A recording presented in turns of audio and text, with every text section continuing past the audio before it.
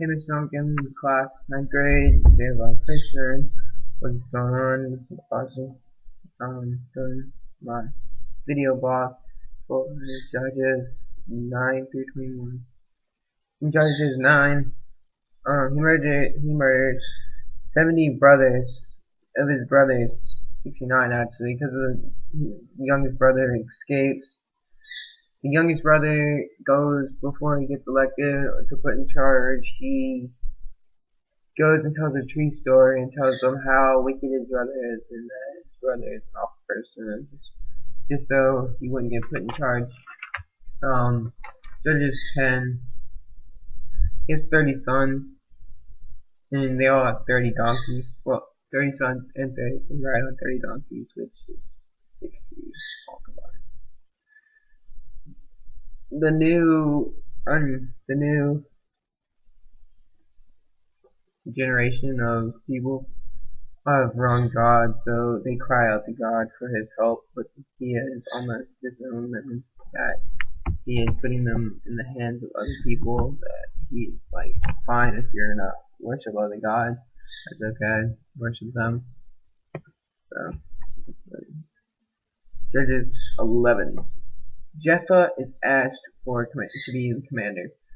He eventually says yes, but he starts out by saying he doesn't really care, he doesn't really feel like it, and just stuff like that. But later they sweeten the deal and they say, if we win the battle, then you may be the leader of us. So that, yeah. Judges 12. They went around and they're asking questions, and they're like, if they say, this is what Jephthah leading them, he was like, if they say no, kill them. So they asked him all these questions. If they said no, they would kill them. A lot of killing going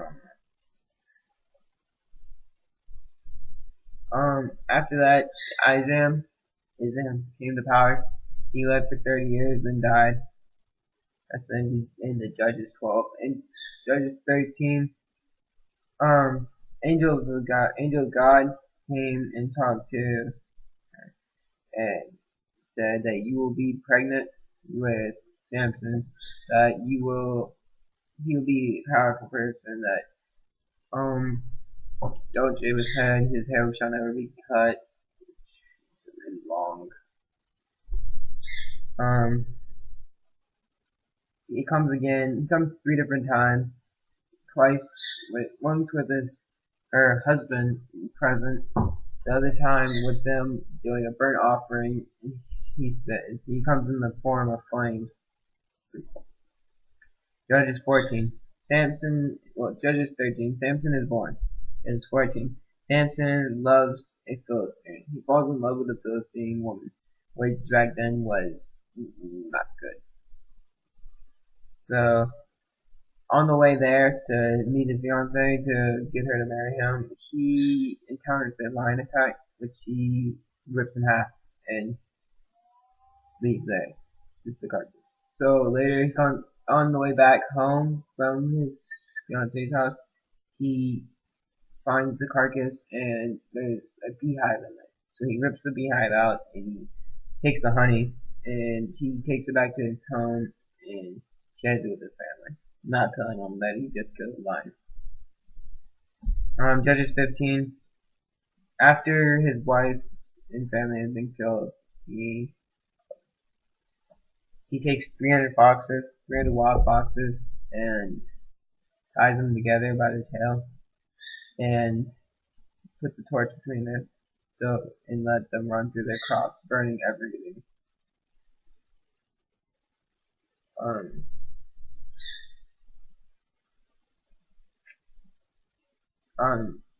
His dad, Samson's dad, is like, well, yeah, there's a harder sister, so go after her, something the baby, get over it. And he's just like, whatever.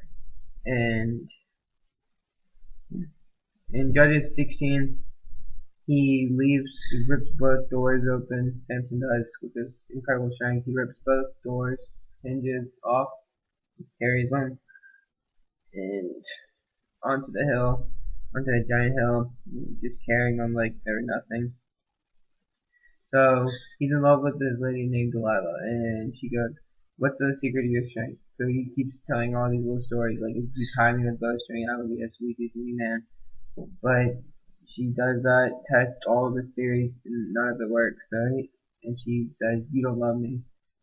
The whole time she's being bribed to do it, but she does it.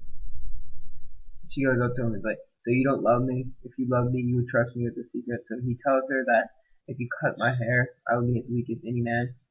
She does so and tells the people that he is ready. And so she wakes him. He's tied, and the Philistines hit him and gouge out his eyes. They take him in front of in Judges 17. They take him in front of the leaders of like the main people of everything, and he's like, "Well, now that I can't see, can you please put me up against this pillar?" So they do so. He calls upon the Lord and asks for strength. The Lord gives him strength.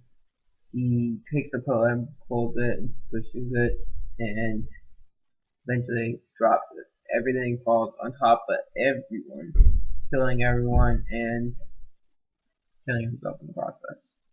So Samson died killing the people that killed him.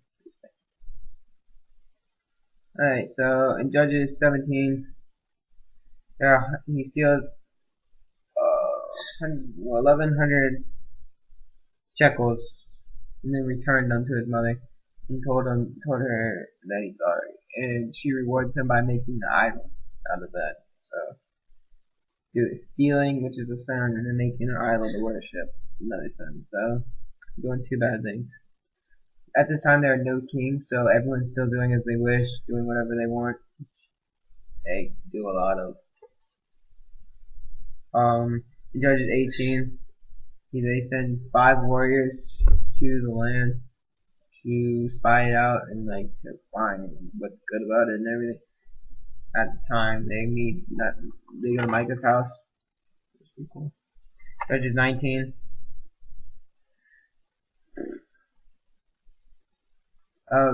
This guy goes to get his concubine, which is in the middle of a wife and a slave, which is concubines are mainly for being pregnant and having your children, mainly sons, because women weren't thought of that much back then.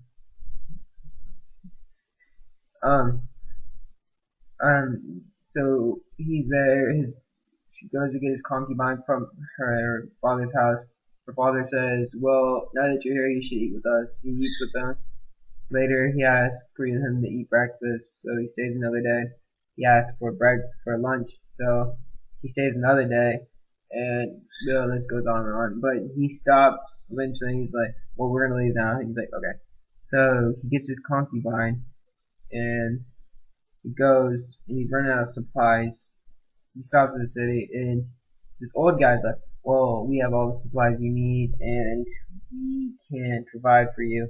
So they go to stay at his house for a little bit, and he replenishes his supplies. But at the same time, there's people going and saying that they're gonna rape him and all this stuff. So the old guy's like, "Well, you can have his concubine." The guy agrees. So they take his concubine, rape her to death, leave her on her foot at the doorstep, and he takes her back to his house and cuts her to pieces and sends it across the world and the